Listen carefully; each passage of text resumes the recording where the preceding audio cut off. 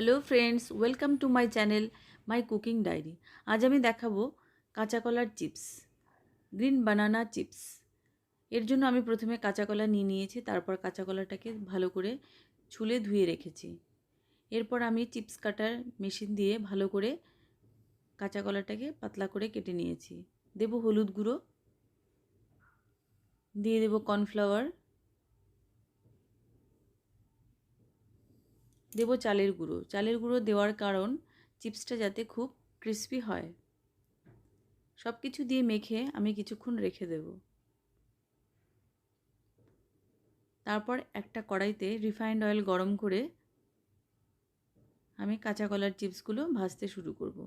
ভাজার সময় আমি নাড়তে হবে যাতে করে চিপসগুলো একটার সাথে একটা লেগে না যায়। একটু লাল করে ভেজে তুলে নিতে হবে। দিয়ে তার সাথে আমি বিট লবণ, গোলমরিচ গুঁড়ো আর চাট মশলা দিয়ে সার্ভ করেছি। সন্ধ্যাবেলা চায়ের সাথে খেতে দারুণ লাগে, আপনারাও বানাবেন। আর রান্নাটা কেমন লাগলো প্লিজ কমেন্ট করে জানাবেন।